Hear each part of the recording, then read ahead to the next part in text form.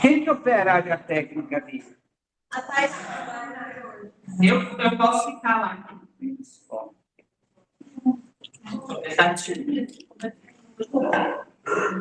Aí é só dar uma ligada e desligar, né? Eu vou falando, é isso.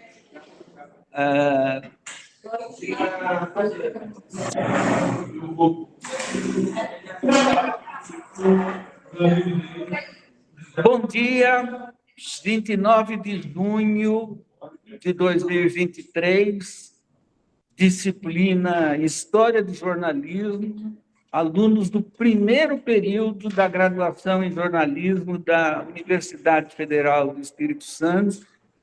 Hoje conversa com um jornalista, escritor, Dácio Nitrini, que, aliás, já foi nosso convidado numa disciplina que eu dei na pós-graduação, quando ele falou sobre a biografia que ele fez de Casper Líbero. Hoje o tema é outro, né? A experiência dele com o jornal Ecos, que, aliás, um bondinho, né? Como é que é o outro? Isso. Tinha Bom Então, Dia, jornalismo. Uma palavra, Dácio Nitrini, depois a gente faz uma primeira apresentação, depois a gente vamos focar o diálogo com a turma. Ok, muito obrigado, Vitor, pelo convite, que sempre é ótimo falar a respeito de jornalismo, e principalmente nesse foco de hoje, que é o ex, mas não apenas do ex, que foi um jornal que teve a sua marca, mas de todo aquele período, do período duro, digamos assim, mais duro ainda, da ditadura, onde vários veículos da chamada imprensa alternativa, imprensa de resistência, ou como o escritor João Antônio apelidou, da chamada imprensa nanica, que de nanica ela tinha só a sua redação, mas tinha uma influência e uma presença política muito grande, não só aqui em São Paulo, onde o ex era feito, mas em todos os estados, de alguma maneira, havia um veículo da imprensa de resistência, da imprensa alternativa, durante a ditadura militar. O ex teve uma marca fundamental aqui, porque ele trazia na sua redação uma equipe muito conhecida pelo seu talento jornalístico e seu espírito aguerrido, que eram jornalistas que, no fim da década de 50, começo da década de 60, alçaram postos importantes na carreira e que acabaram lançando veículos muito importantes, e aí sim, veículos corporativos do mercado, mas que, mesmo assim, de alguma maneira, resistiam à questão fundamental do enfrentamento à ditadura, ao fascismo, que é a resistência à censura e à liberdade de opinião, à liberdade de imprensa. Esse grupo, eu vou dar o nome de apenas alguns, porque as redações eram grandes, mas como Sérgio de Souza, Narciso Calili, Hamilton Almeida Filho, Milton Severiano da Silva, José Hamilton Ribeiro, nosso decano de reportagem, que recentemente se afastou do Globo Rural, Amâncio Chiodi como fotógrafo, enfim, se eu ficar relacionando aqui, eu vou ficar muito tempo, mas esses são alguns nomes, para caso algum de vocês que interesse em conhecer com pormenores, detalhamento, o perfil de cada um, é simples, eles estão em todos os os aplicativos de pesquisa, vocês teriam acesso a esses nomes. Mas esse grupo, com o crescimento da editora Abril, eles foram contratados para fazer o lançamento de uma revista que marcou época, e não era uma revista de resistência, porque era uma revista de mercado, vendida em larga escala no país todo, que foi a revista Realidade. Lançada a Realidade, ela fez o seu papel importantíssimo de incentivar as grandes reportagens num estilo do novo jornalismo americano, chamado New Journalism. E, no meio desse, eu vou encurtar um pouco, mas desse período ditatorial, o que acontece? A censura e a pressão se volta também para as grandes revistas e grandes jornais. Eles acabam se desligando da grande imprensa, da revista Realidade, de outros veículos, que alguns que fizeram esse também trabalhavam em jornais diários grandes, como o jornal Estado de São Paulo, o jornal conservador, e montam um grupo que começa a atuar de forma independente.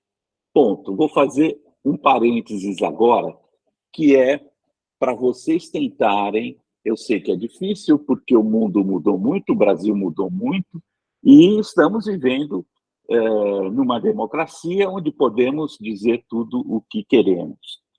Imaginem um período do Brasil onde a ditadura, por qualquer que fosse a ideologia do indivíduo, da direita até a esquerda, que tentasse se expressar de forma contrária ao regime vigente, era punido, era censurado, era preso, era perseguido, e depois, mais tarde, em alguns casos, mortos. Eu estou falando ali em meados dos anos 60, 60 e... Vamos fazer desde o AI-5, que foi de dezembro de 68, até o período em que o Ex, que é esse jornal alternativo que nós vamos aprofundar daqui a pouco, é lançado em novembro de 73. Era impossível fazer jornalismo, você estava totalmente tutelado, e a única maneira de circular informações de forma independente, realista, ou com críticas aos poderes em geral, era através de uma imprensa de resistência, uma imprensa alternativa, fazendo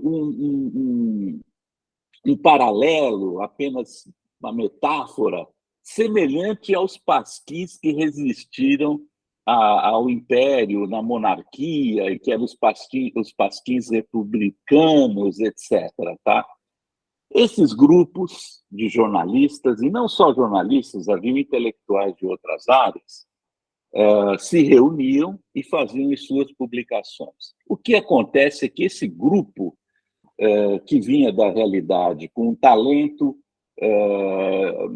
excepcional, fora da curva, numa linha, eram realmente acima da média, decidem fazer uma opção de vida, inclusive abrindo mão dos seus salários, que eram muito bons, relativamente aos salários de hoje, muito melhores, e passam a ter um empenho em construir uma editora de jornalistas, como se fosse uma cooperativa.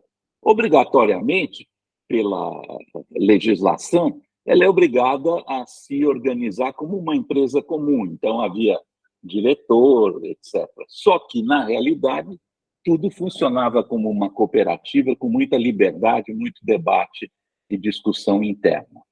Esse grupo faz uma revista muito importante, chamada Bondinho, uma revista cultural, que não se estabelece por questões financeiras. Terminado o Bondinho, eles continuam lançando duas publicações. Uma se chamava Jornalivro, que era nada mais, nada menos do que a edição de literatura, livros, portanto, em formato de jornal tabloide, vendidos em banca de jornal, ao preço, na época, de um cruzeiro, digamos assim, seria o relativo a R$ 1 hoje, talvez até mais barato na valorização da moeda. E a ideia era popularizar a literatura e lançam também, ainda na vertente do Bondinho, que era uma revista mais ligada ao underground,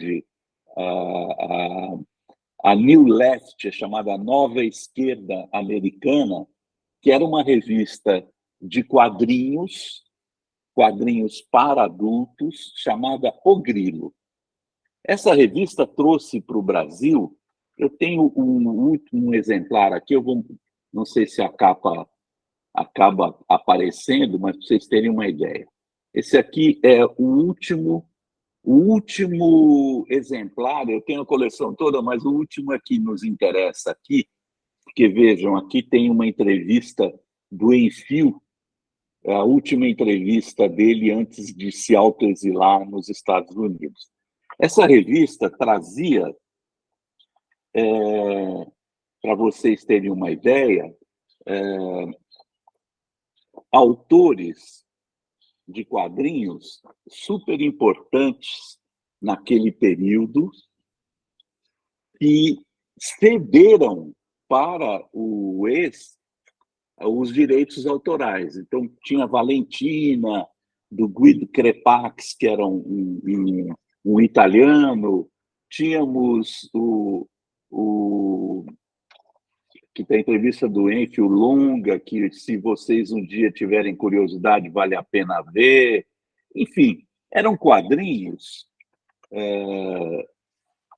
aqui, para vocês terem uma ideia do desenho, eram revistas importantíssimas, eram quadrinhos importantíssimos no exterior, que o Grilo trouxe e começou a publicar no Brasil. Não deu outra. Existia uma personagem que, na história dela, essa história era feita na França, ela vem para o Brasil e vai para a Amazônia, onde, não era coincidência, porque a história tocava no assunto, ainda existia a guerrilha de esquerda no Brasil, na região norte. Não deu outra, a censura, o aparelho repressor foi em cima do foi em cima dos editores, com ameaça de prisão, e este foi o último número.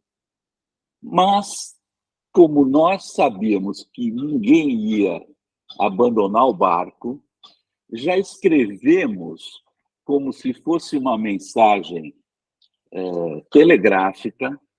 No final de cada página, aqui embaixo, tem uma legenda onde a gente diz: Stop Press. A censura negou o registro do Grilo por considerar o conteúdo da revista atentatório à moral e aos bons costumes. O Grilo, então, recorreu à censura, tentou retirar as histórias, o censor julgou inapropriado, enfim. O Grilo vai passar a ser impresso em tabloide, ou seja, deixará de ser revista para ser jornais a partir do próximo número. E circulará com o novo nome, Ex.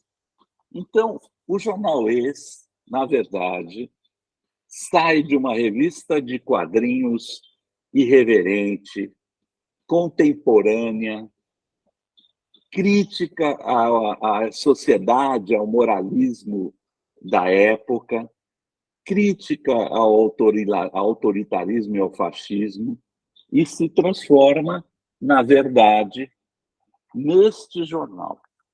Esse é o primeiro número do Ex. Vejam, é um formato tabloide, com já várias mudanças, né? É incomparável. Mantém quadrinhos no final, sempre aqueles quadrinhos,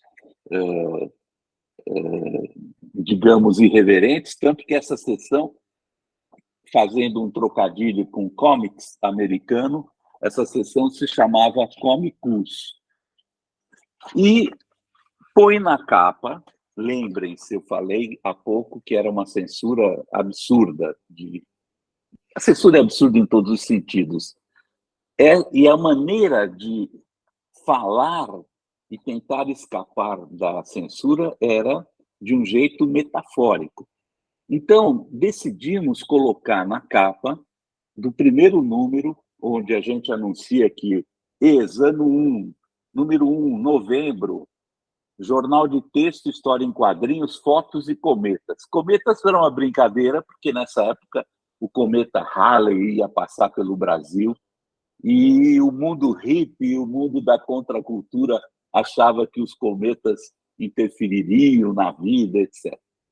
A capa tem o Hitler numa praia. É uma montagem fotográfica. Lembrem-se, não havia computador, não havia aplicativos de montagem de fotos, Photoshop ou que tal. Isso é uma montagem de foto mesmo, fotos recortadas. Eram artistas gráficos da equipe, eram ótimos. Paulo Orlando Laffer de Jesus Polé, Delfim Fujiwara, Sérgio Fujiwara, vários, que montaram essa capa. Era o Hitler tomando banho de sol numa praia. O que significava isso? O nazismo à vontade no Brasil. O Hitler vem para cá para veranear. Bem, esse grupo vai evoluindo. Olha, vejam a diferença. Essa foi a primeira capa. Durante 2 anos, aconteceram muitas coisas.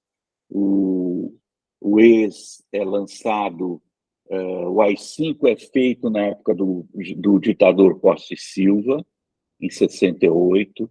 Em 73 é lançado o Ex sob a ditadura do Médici, da Arrastazul Médici. E 2 anos depois, quando acaba o Ex, sob a ditadura Geisel, olha a diferença de capa, já com uma realidade. Aqui está escrito liberdade, liberdade, abre as asas sobre nós. Aqui a matéria, e a manchete tem tudo a ver, é sobre a morte do Vlado, o assassinato do Vlado. Vocês não teriam que tentar imaginar, porque não viveram ainda bem nessa época de muita dureza para todos os brasileiros que prezam pela liberdade, para todos os democratas, para todos que querem justiça social. Era uma coisa muito terrível. Além da perseguição, o ambiente era tétrico. E há uma diferença, porque aqui já começa, isso aqui já é o final, começa ali a despencar a ditadura militar. Já é o governo Geisel, o assassinato do Vlado no DOI-CODE, que era o aparelho repressor do Exército, aqui em São Paulo. Ainda ninguém da grande imprensa, e mesmo da imprensa alternativa, era um momento traumático. Começavam os assassinatos de vários militantes do Partido Comunista Brasileiro, PCB, que era um partido que não tinha aderido à luta armada também, era um partido que estava lutando pela volta da democracia do ponto de vista político, não com armas na mão, e começam a assassinar também esses militantes. Aí houve uma situação em que nós, do ex, tivemos que parar para pensar o que faremos, porque o nosso compromisso de jornalistas, de cidadãos empenhados contra a ditadura, é continuar. Então, nós decidimos fazer a reportagem, e essa reportagem de capa, que segue com várias páginas do jornal, contando os últimos, quem era o Vlado, tá? Quem era o Vlado, e os últimos momentos de vida dele, quem estava envolvido nas denúncias contra ele, diretamente e indiretamente, porque ele trabalhava, era um jornalista profissional com uma carreira conhecida, e que trabalhava na TV Cultura, e começou um ataque, TV Cultura de São Paulo, que é uma fundação Padre Anchieta que a mantém, mas também com parte de dinheiro do governo do Estado. Aí, na Assembleia Legislativa Estadual, a direita extremada, a extrema-direita, passou a acusar a TV Cultura de ser um antro de comunistas, e houve uma ação de prisão de vários jornalistas ligados à TV Cultura ou amigos do Vlado, e o Vlado em si foi preso, embora tenha se apresentado espontaneamente quando soube que poderiam prendê-lo. Ele foi, se apresentou, e foi dito que ele só ia prestar um depoimento, que ia sair, etc. Ele acabou assassinado sob tortura.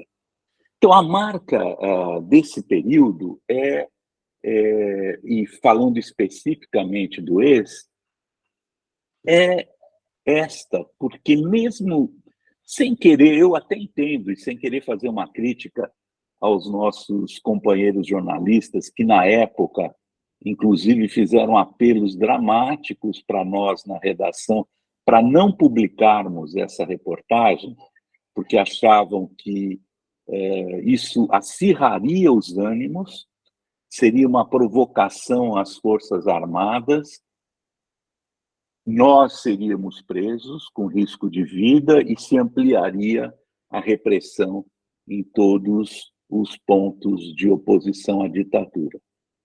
Mas, na nossa avaliação e conversando com o mundo político institucional, porque também havia partidos, embora partidos, digamos assim, de direita, que abrigavam militantes, pessoas de esquerda, esclarecidas também, que diziam que era um momento de avanço dos democratas e decidimos publicar.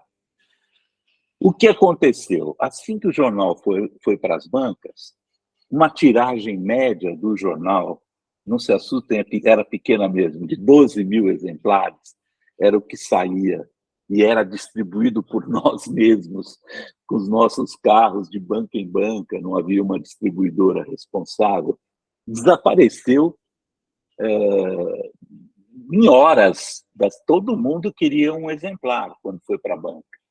Nós pegamos o pouco e parco e porco capital que a gente tinha e investimos na segunda edição. Olha, se vocês notarem, aqui em cima tem um slash, um selo, dizendo segunda edição, 20 mil exemplares. Isso, para nós, era a Copa do Mundo, o Oscar, era o que vocês imaginaram de grande prêmio para um jornal alternativo. Tirar uma segunda edição com quase o dobro da venda normal.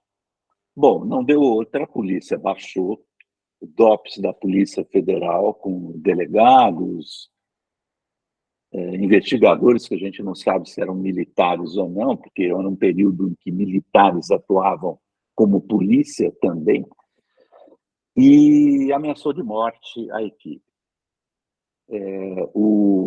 um jornalista muito importante, que, aliás, eu não citei o nome dele quando eu falei da realidade, Paulo Patarra. O Paulo Patarra e o Hamilton Almeida Filho foram explicitamente ameaçados pelo chefe da operação de repressão, dizendo o seguinte: para a expressão a gente sempre repete, né? Para agora, porque senão ninguém se responsabiliza pela vida de vocês, tá? Ali era um momento que era o momento de parar. Além de terem apreendido todos os quase... Apreenderam totalmente, porque saiu muito pouco, 20 mil exemplares, que era o nosso capital, fecharam a redação, era uma redação pequena, num pequeno sobradinho aqui na Bela Vista, conhecido bairro Bexiga, na rua Santo Antônio. E ficamos esperando para ver o que aconteceu. Era impossível não fazer nada. A gente não aceitava. A gente, olha, pensando bem, a gente era muito... Daí nós decidimos que a gente não vai aceitar o pare agora, não façam mais nada. Nós fizemos exatamente o que o Vitor está nos mostrando. O mais um. Pegamos o símbolo, o logotipo da Coca-Cola e lançamos mais um com a manchete. Isso é que era o slogan da campanha da Coca-Cola na época. E continuamos com a entrevista. Olha, essa entrevista, ó, viramos velocímetro. Está aqui, ó, só para vocês terem uma ideia. Faltam novamente 100 anos para o nosso próximo centenário. Mais um, número 1, saúda os leitores, os jornalistas, os amigos e presta homenagem à imprensa nanita. Milor Fernandes, aquele abraço. O Milor Fernandes é um gênio, não só um jornalista, um escritor, um dramaturgo, desenhista, enfim. E ele tinha e sempre terá um espaço... Sim, exatamente, Vitor. Editor do Pif Paf, que era um jornal muito no espírito do ex, no qual nós nos inspirávamos e admirávamos. Bem, eu não sei se eu consegui dar um panorama, um perfil, mas para eu não ficar falando tanto, porque, olha, para falar de imprensa eu posso ficar aqui 2 dias, eu até trouxe um pouquinho da Coca-Cola, do Isso é que é, para eu não secar a boca. Mas eu fico à disposição, Vitor, se você tiver alguma orientação, se algum aluno quiser falar algo.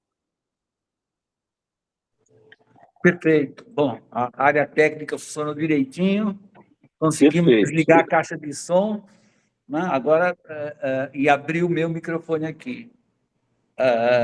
Então, eu acho assim, por exemplo, só para lembrar para os alunos, estou de costas, mas enfim,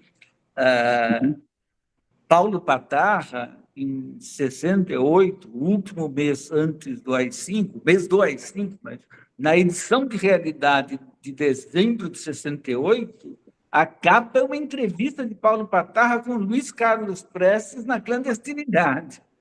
Então, a revista Realidade já era... A revista Realidade que, em maio, né, tinha Milton Ribeiro ferido no Vietnã, e um mês antes, em abril, Milton Coelho da Graça em Cuba. Exatamente. Então, quer dizer, a revista Realidade também... Depois a gente vem naquela disciplina, o livro do Carlos Maranhão sobre Vitor Roberto Tivita, mostra que a realidade nasceu sem querer, né? Sem querer não, quer dizer, querendo outra coisa, né? O Vitor e o Roberto Tivita pensaram numa experiência que tinha nos Estados Unidos de uma revista encartada nos jornais, conversaram no Rio com o Jornal do Brasil, o Dines conversou com a Condessa, não, acho que ainda era Estava tudo Sim, certo em São Paulo, conversaram com o Estadão, nem quis conversa, evidente. Foram conversar com a Folha, que num primeiro momento topou, e depois a Folha recuou. Aí tinha uma equipe, fazer o quê? Vamos fazer uma revista, fizeram e nasceu Realidade. Né? Então, é. era uma época que E é interessante. eu vou falar porque a caixa, o seu microfone sai na caixa de som ali, né? E aí a gente. Mas, enfim, eu queria observar isso. Estou aqui com a camiseta do Observatório. É antiguinha, mas está. É legal. Eu vou, se algum aluno quiser fazer pergunta, vem. Vem, eu vou ceder aqui o espaço. Vem.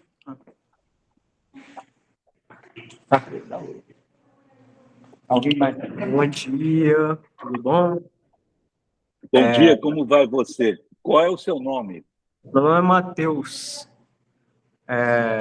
Então, estava comentando sobre esses malabarismos que vocês tinham que fazer durante a ditadura, né?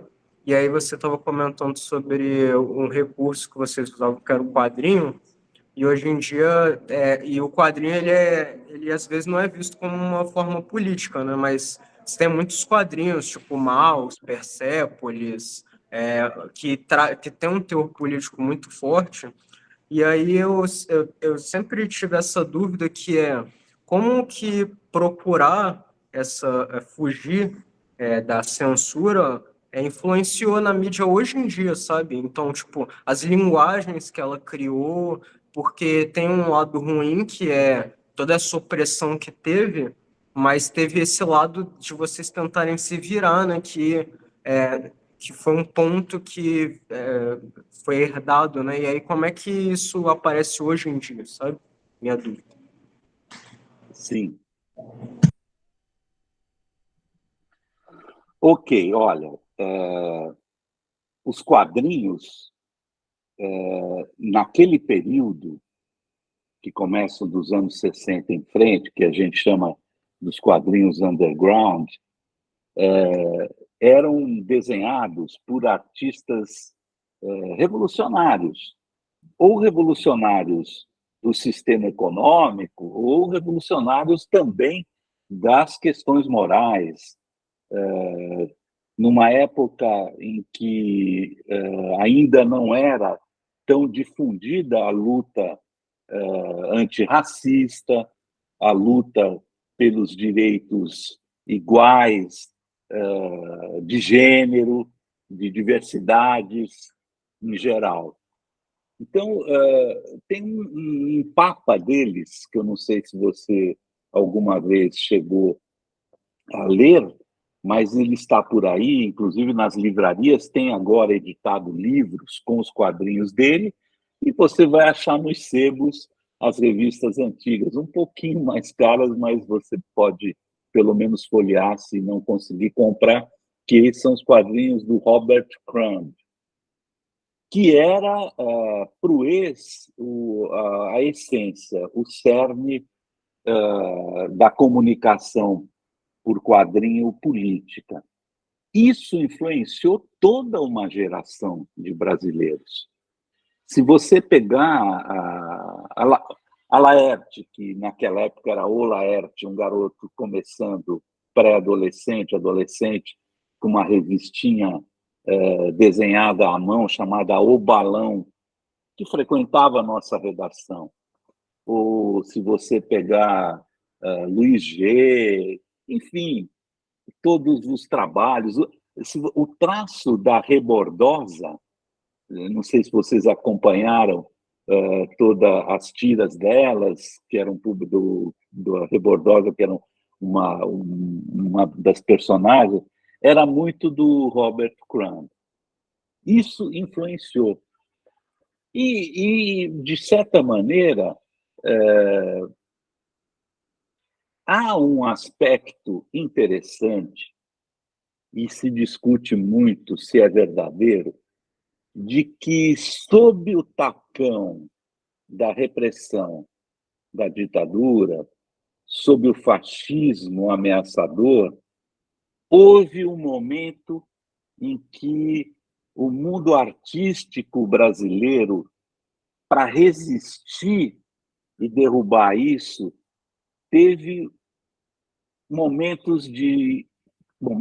período longo de criatividade. E isso influenciou a música, começa ali perto dos festivais da Record, surgimento de Elis Regina, depois vem o movimento tropicalista. Então tem essa questão de que aquele período gerou, comparativamente, não sei se é possível comparar a arte, produtos e obras de arte melhores. Matheus, eu não sei se era mais ou menos isso o que você me perguntou, se eu atendi a tua expectativa. Só me dá um positivo aí que eu entendo. Legal. Tem mais um agora. Como é o teu nome?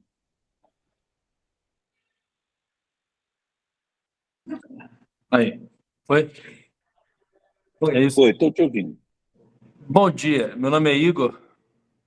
Eu queria fazer uma pergunta sobre a atuação dentro de um contexto de falta de liberdade, como que a gente viveu nos últimos 4 anos, e a certeza, da mesma forma da que a gente tinha nesses 4 anos do governo Bolsonaro com relação ao governo da ditadura, o governo, de ser a certeza de ser resistência, de certa forma, certeza de estar certo e aguentar todo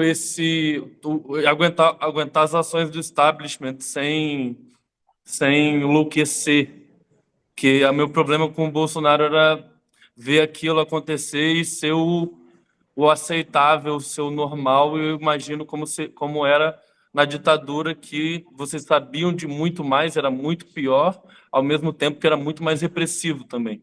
Então, é isso aí. Essa pergunta é perfeita, porque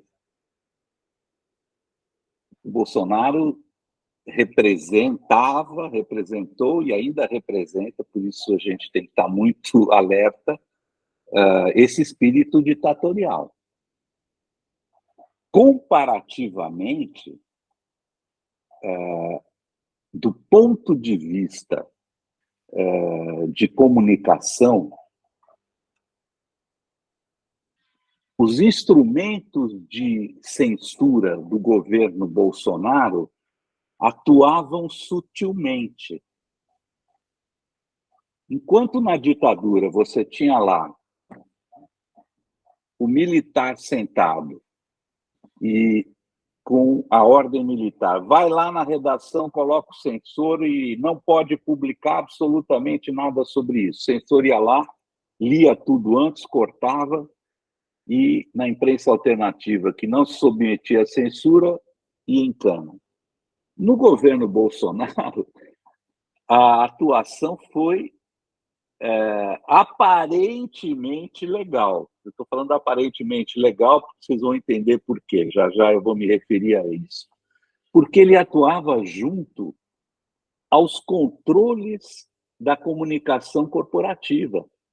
Então, você tinha grandes veículos dominados pelo bolsonarismo e trabalhando pelo bolsonarismo nas emissoras abertas de TV e rádio, um exército planejado nas mídias sociais para fazer as fake news e a campanha do Bolsonaro, mas você não tinha formalmente o censor dentro da redação, porque não precisava. A própria estrutura de divulgação e produção de notícias já estava trabalhando para ele. com exceções, claro. Não vamos aqui discutir se o jornal X ou a emissora Y estava com ele, não estava com ele. O fato é que só agora, por exemplo, o Ministério Público Federal entrou com uma ação para cassar o registro de uma emissora, que vocês sabem, a Jovem Pan, por manipulação de notícia. Manipulou por quê? Manipulou para apoiar o governo Bolsonaro, que propunha uma ditadura, tanto que tentou dar um golpe, evidentemente. Eu não acho que nem precisa discutir se ele tentou, não. Nesse momento que a gente está nessa aula e discutindo, está tendo julgamento do TSE ao vivo. Aqui na sala do lado, a CNE, as emissoras estão transmitindo ao vivo. Então, ele vai ser inelegível, porque tentou dar um golpe. Provavelmente, inclusive, pode ser preso. Então, o clima é diferente, porque nesse período, olha, os ditadores não eram eleitos pelo povo. O Bolsonaro, queiramos ou não, foi eleito. Essa é a diferença. Então, mas ele exercia o poder caminhando para uma ditadura que hoje, não só no Brasil, mas em vários países, é uma ditadura, digamos assim, legalizada, porque tem a manipulação da massa para votar, da massa para apoiar os atos que seriam considerados desumanos, fascistas. E esse é a diferença. Eu chego em alguns momentos, eu já até falei, conversando com amigos, que é mais fácil lutar com uma ditadura descarada, instituída. Você sabe lá, o militar deu um golpe, tomou o poder, está lá, ele é teu inimigo. Você tem que tirar ele de lá para voltar à democracia e você ter liberdade. É mais fácil do que você lutar contra alguém que é ditador e não parece ser, que é o caso do governo Bolsonaro, que, digamos assim, nos enlouqueceu. Não sei se te respondi.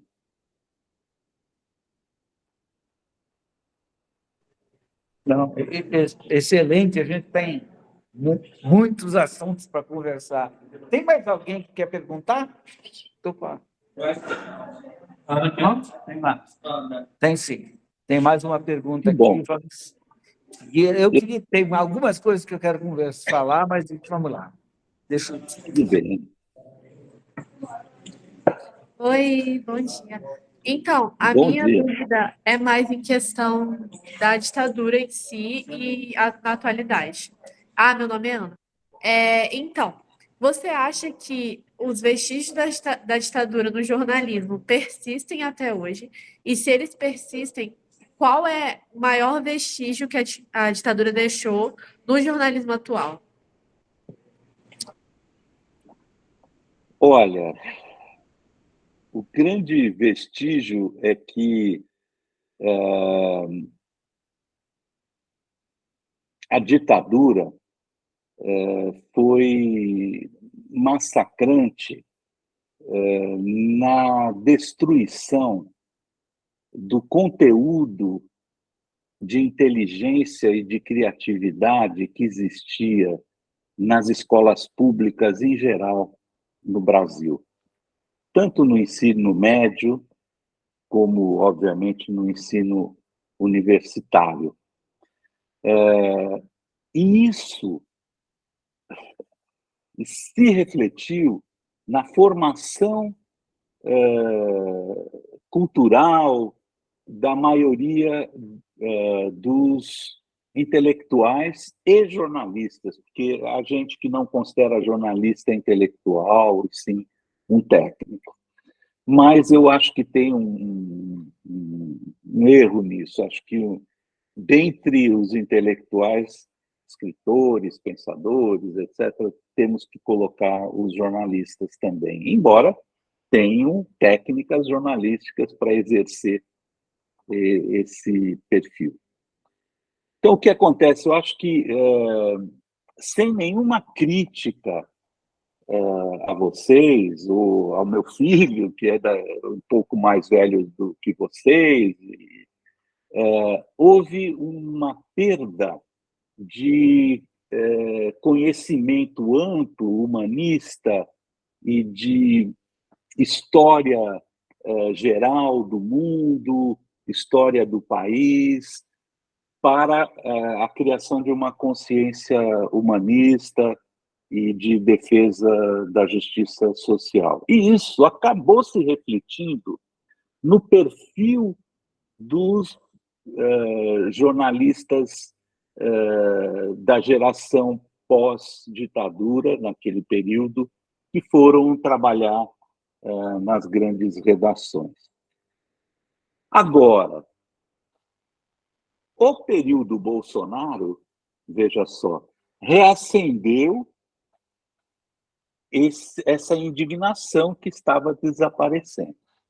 Eu percebo agora, nos jovens que estão se preparando, que estão entrando nas redações, uma preocupação maior, depois que viram a loucura do que é o nazifascismo, da negação da ciência, da exortação de absurdos de terraplanismo, etc., eles estão percebendo que é preciso entender esse fenômeno, e para entender esse fenômeno é preciso estudar, ler, estar atento. Eu não estou falando de ficar aquele cara dentro da biblioteca 12 horas, não é isso, não. Estudar é estar com os olhos atentos e refletir. Se você vai para algum lugar, é pensar, puxa, por que estão fazendo isso desse jeito? Por que estão construindo prédios verticais de 50 andares com apartamentos de 28 metros quadrados no centro de São Paulo? Em princípio, é o mercado jovem que está indo. Porque o cara vai morar 28. Mas o que representa tudo isso para a cidade? Enfim, não sei se, de alguma maneira, eu respondi para a Ana essa influência, porque não houve uma influência direta. Finalizada a ditadura, digamos assim, que foi... O marco é 85, né? Mas desde o começo dos anos 80, etc., já aquele ranço que existia de ditadura militar influenciando as redações tinha sido extirpado. Inclusive jornais que tinham sido entregues pelos barões da imprensa nas mãos de direitistas fascistas, como foi o caso do período da Folha da Tarde em São Paulo, já tinham sido retomados, e todos os direitistas demitidos. Então, uma influência direta eu não detecto, mas eu detecto essa influência geral na formação cultural pós-ditadura no país. Ok? Ok. Opa!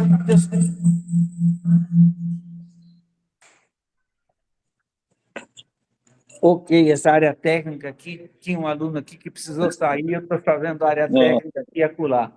Tudo bem. Então, mas eu acho que você está colocando questões extremamente importantes. Eu estou aqui falando de costas, mas os meninos estão vendo ali. Inclusive, quer dizer, eu já, quando eu ofereci aquela disciplina 2 anos atrás, eu ainda era... Agora eu estou aposentado, mas sigo oferecendo essa disciplina como voluntário, né? Que bom. Porque eu acho importante... Isso é fundamental. Esse conhecimento da história me parece extremamente importante, né? E é curioso, eu me dando conta de que eu estou, assim, por um lado, trabalhando história e, por outro lado, fazendo isso, né? Usando as tecnologias e as possibilidades que a gente tem hoje. Né? Claro. Que que alcançam muito mais gente. Hoje você... Eles estão ouvindo pouco, liga lá. Sim, o que acontece se naquele período, para se fazer um veículo de resistência, um veículo crítico, o esforço de produção, digamos assim, não só intelectual, mas industrial, era absurdo. Nós passávamos horas trabalhando graficamente, íamos à gráfica, era uma coisa fisicamente estafante, mas que a gente resistia por questões de sobrevivência e de querer mudar aquela situação. Hoje,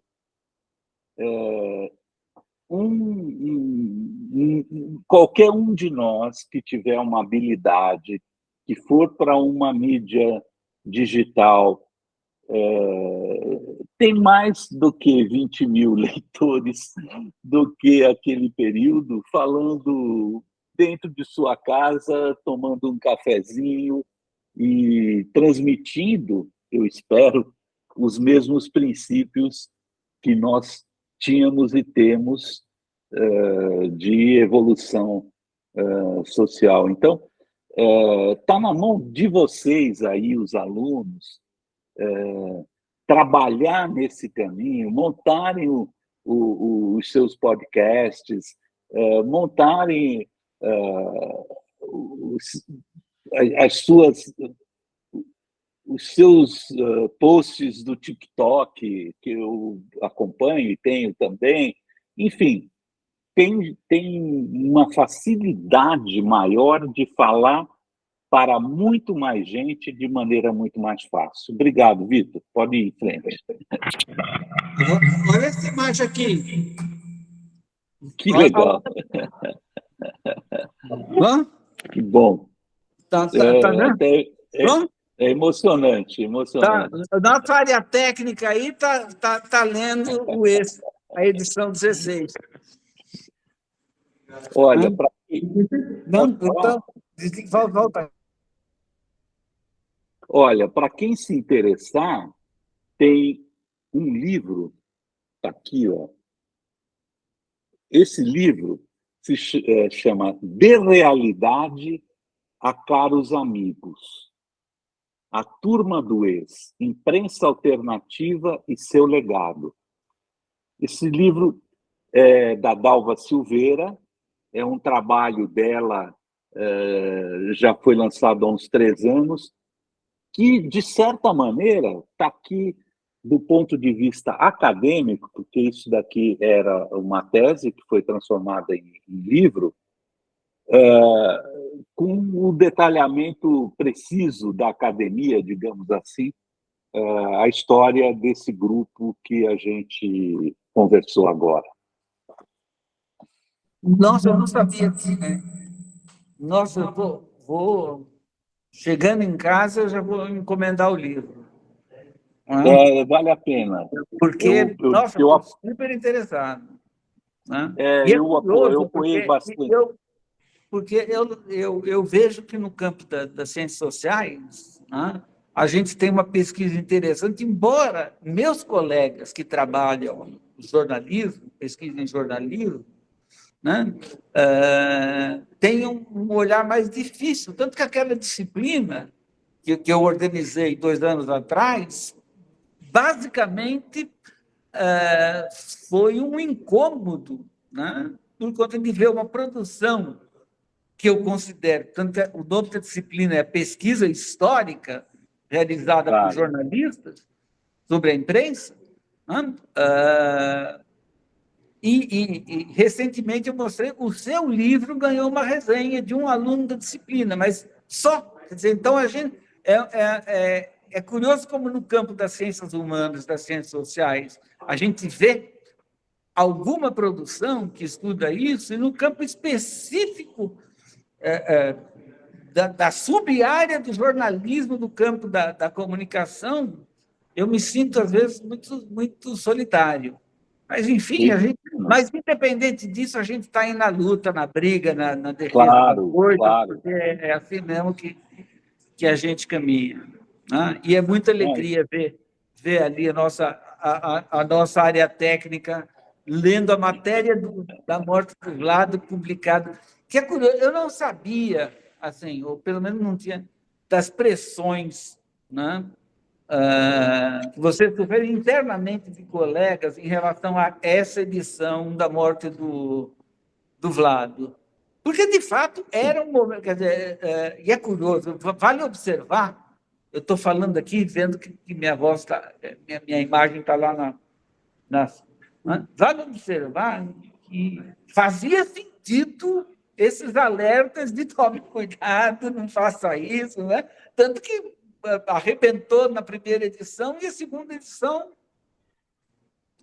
chegou, produziu problemas. Mas, enfim, felizmente, a gente seguiu em frente e foi um momento que abriu portas, abriu caminho, assim, que era uma coisa muito... Né? Quer dizer, eu estava falando para os alunos, assim, depoimento pessoal, porque eu fui, né, na missa do Alexandre, nem comentei com eles, que dia desses fez 50 anos, né?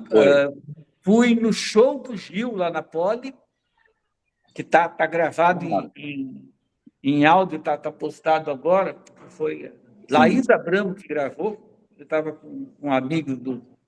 Né? E depois, certamente, fui no culto ecumênico do Vladimir Herzog, que era um momento, era uma época onde se manifestar era ficar quieto.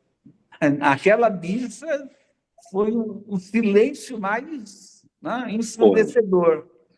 Né? Foi. Ali é um momento de emoção social. Ali foi um momento, obviamente, por causa da morte, do luto que todos nós estávamos vivendo, embora vivêssemos esse luto continuamente, né? Ali foi um momento tão marcante que o silêncio fez um grande barulho. Ali, sem dúvida. Ele está nossa área técnica está toda atento lendo a matéria lá. Mas é isso mesmo, né? Então, e é curioso que a gente vive, né? A pergunta, e é interessante ver que a pergunta dos alunos, né, estão sempre tentando como é que entender o passado, né, ajuda a compreender o presente. Né? Claro. E o passado está sempre sendo reconstruído, né? O que é extremamente, né, importante. Tem mais alguém? Puxa vida, a sala está... Né? Porque eu acho que tem coisas assim... eu estava passando a série Resistir é Preciso, Sim. né? Mas eu passei só um pouquinho e fiz esse convite. Os alunos praticamente não viram. Vou pedir para eles verem, porque eu acho que é uma série interessante, um trabalho bacana do saudoso Ricardo Carvalho. Muito, muito saudoso.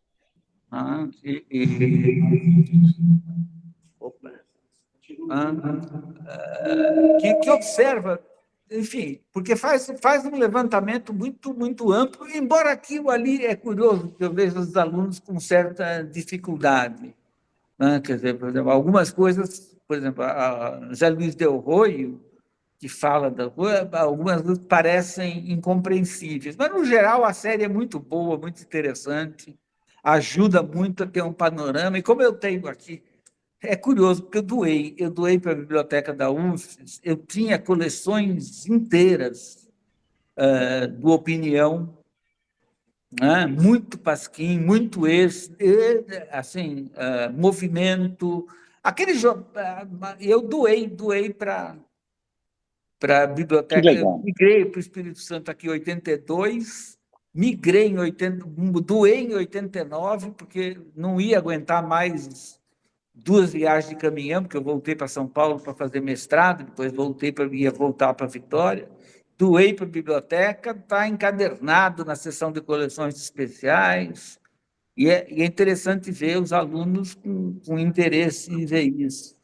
Mas é curioso como essa época, né, comparativamente com hoje, era uma época muito mais fechada, muito menor. Você fala das tiragens, e é fato, né, porque impactava muito menos. Né? Hoje as coisas são a magnitude dos processos de comunicação são muito maiores, né? Até porque e eu estava lembrando, quer dizer, a gente semana passada foi 55 anos da passeata dos 100 mil, né? E a gente brincava na época, mas hoje faz todo sentido o humor cáustico do Nelson Rodrigues, dizendo onde estão os negros? Né? É verdade. Porque era a juventude com acesso ao ensino superior, é uma parcela um pedaço muito pequeno da sociedade, não era uma coisa. O que a gente chama hoje de sociedade civil é diferente do que a gente chamava na época, expressão que naquele momento começava a aparecer de sociedade civil. Abre lá, opa, não para de ler. Então, é importante você ter tocado nisso, porque houve imprensa alternativa marcante naquele período, imprensa alternativa que lutava contra o racismo e imprensa alternativa com jornais que lutava contra o preconceito sexual.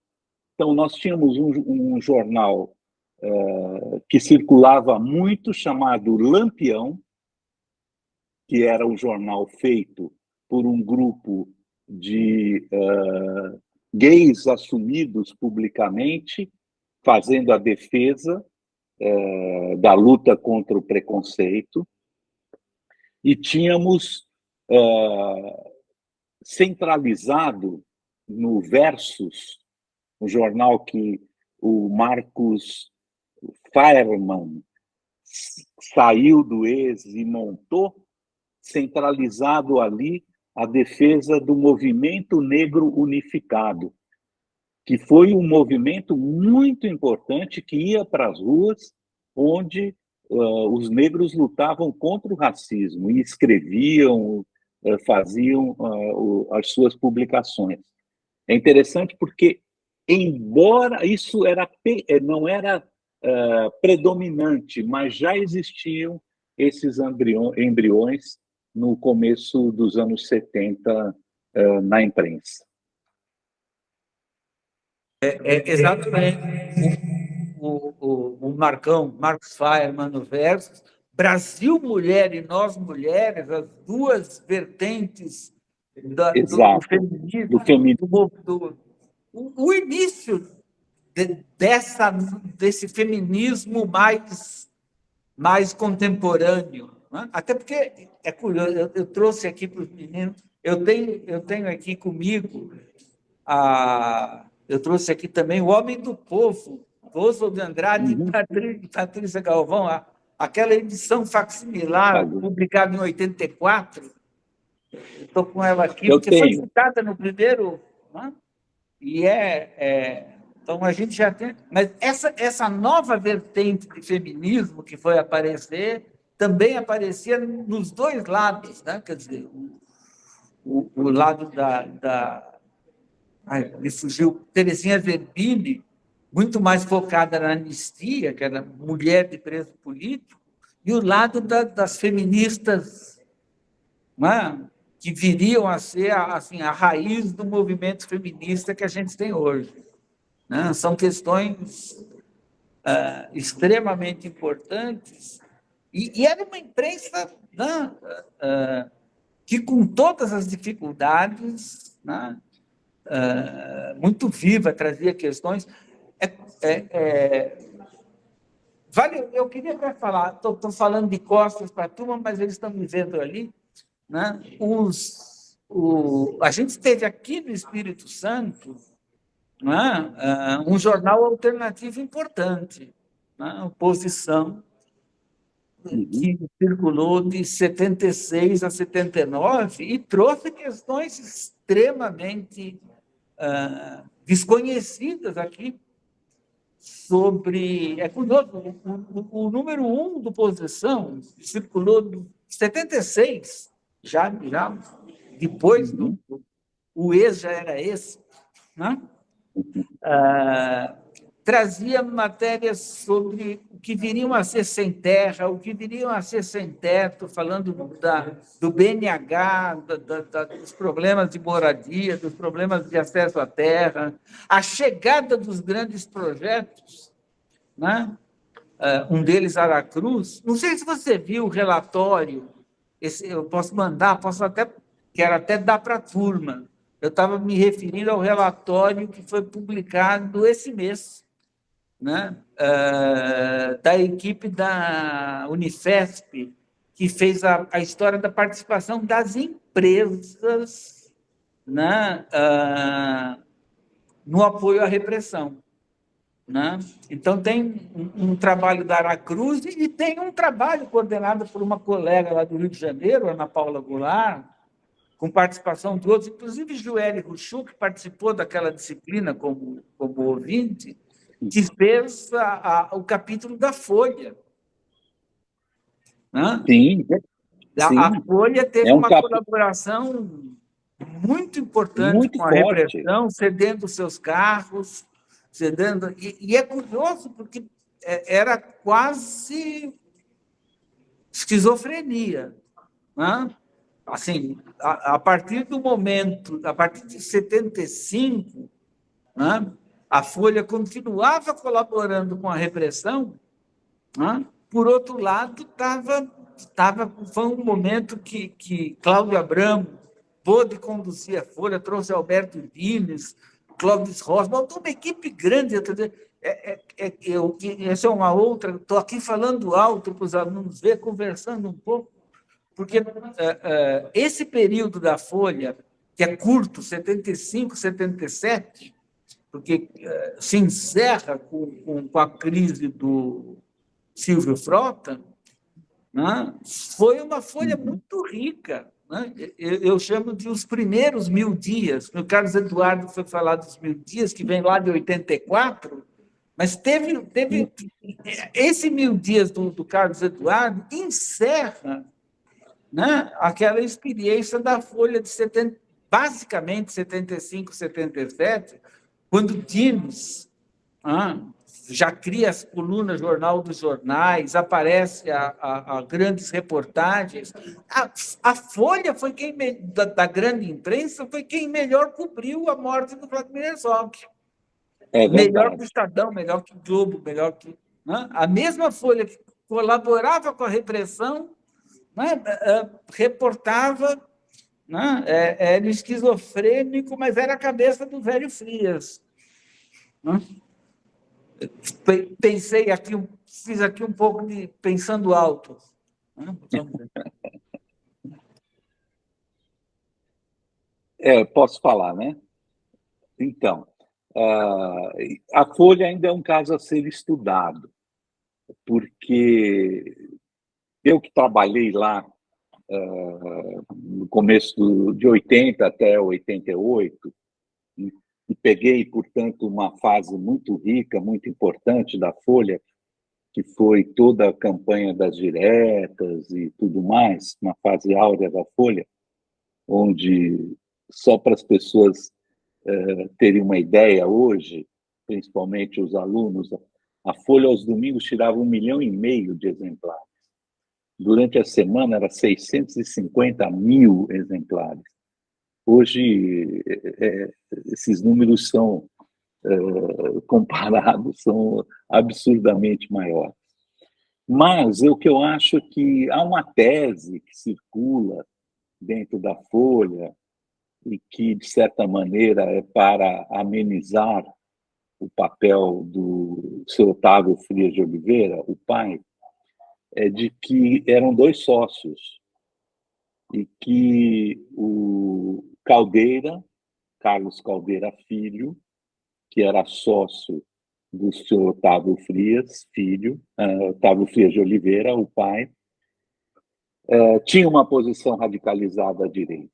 Então, foi entregue a ele, e ele entregou para a polícia política um jornal inteiro, que foi a Folha da Tarde. E que era ele que teria feito essas manobras de apoio à repressão, mesmo com liberação de viaturas, etc. De qualquer maneira, é a Folha. A Folha da Tarde que meses antes, estou falando de 68, tinha como editor-chefe Frei Beto. Exatamente.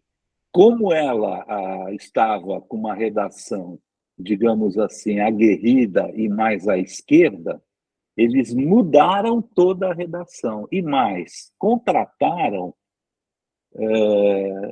policiais mesmo, policiais do DOPS concursados. O editor de Internacional, nesse período de direita da Folha da Tarde, era um delegado do DOPS. Isso eu convivia, porque a Folha da Tarde era no andar abaixo da Folha de São Paulo, as pessoas circulavam e você via. Cláudio Abramo chamou um jornal mais sórdido do país. E ele trabalhava no andar de cima. E era também, na piada dos repórteres, o jornal de maior tiragem do país, porque era cheio de tiras. Enfim, ainda bem que a gente consegue rir dessas desgraças que certamente não vão mais acontecer. A gente não vai mais permitir que aconteçam no país. Eu vou encaminhar para a turma, eu vou passar para você também esse relatório que saiu agora da Unifesp, que tem as colaborações, né?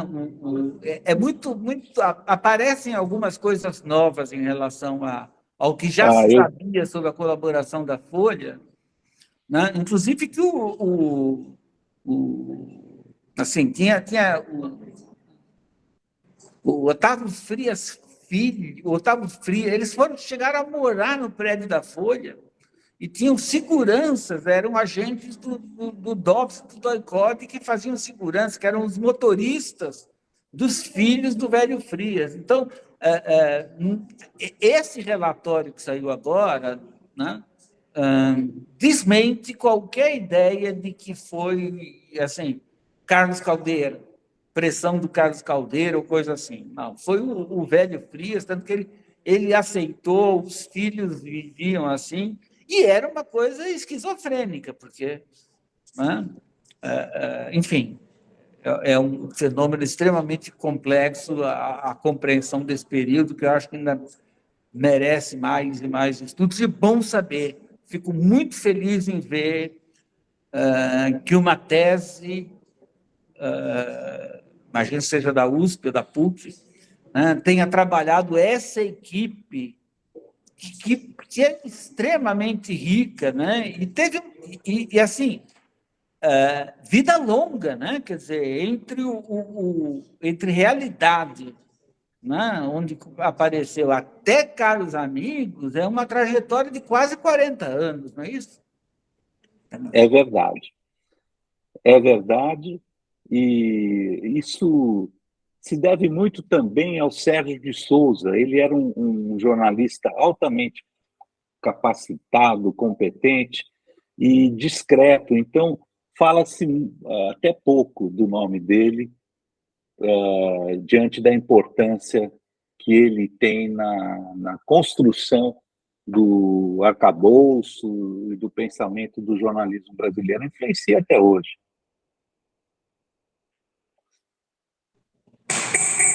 Muito interessante. Bom, já estamos 11h20. Não sei se você quer comentar mais alguma coisa. Queria Não sei se algum aluno ainda quer perguntar. Então, se você quiser comentar alguma coisa, da minha parte, estou... Eu queria malandramente aproveitar esse espaço para lembrar aos alunos que ainda está nas bancas o livro que é a biografia do Casper Líbero. Por que eu estou lembrando? Não só porque eu quero promover o livro, é porque tem a história arqueológica do jornalismo da grande imprensa brasileira. Um empresário com um perfil pragmático que faz de tudo mesmo, inclusive as falcatruas conhecidas de Caixa 2, corrupção com políticos, etc., para manter o seu jornal e defender os seus interesses ideológicos e econômicos. O que, na verdade, não mudou nada do ponto de vista da essência na grande imprensa. Sim, mas era uma coisa muito desconhecida, né? Inclusive, os alunos viram aquele filme Brasil Gets the News, de 1942, que mostra como é que se fazia um jornal, né, naquela época. E é curioso porque eu passei logo a seguir um filme do Nelson Pereira dos Santos, com participação do Leon Hirschman, de 67, eu não sei se eu passei o link, que é um filme sobre o Jornal do Brasil. E é incrível. Me passa.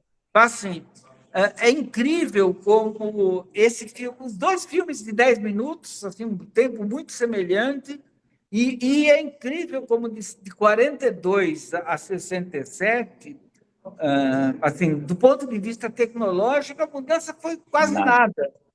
Né? Pouco depois chegaria o offset. Né? Mas no sistema gráfico, né? Mas no sistema de impressão, as linotipos, as rotativas a quente, né? A impressão a quente, as rotativas, aquele jornal que cheirava a tinta e sujava as mãos de tinta. É verdade, é verdade. Bom, queria agradecer. Estou sempre à sua disposição, viu, Vitor? Dos seus alunos. Se alguém quiser um contato direto comigo, também estou à disposição. O que vocês precisarem, sempre. Vai lá. Opa, ele não para de ler o ex. Não, eu queria agradecer muito. Curioso, porque eu hoje estaria em São Paulo, no Congresso da Abrage. Está rolando agora. Isso. E hoje à noite eu iria... Tem um bar lá na Vila Madalena que o Arueira foi para São Paulo.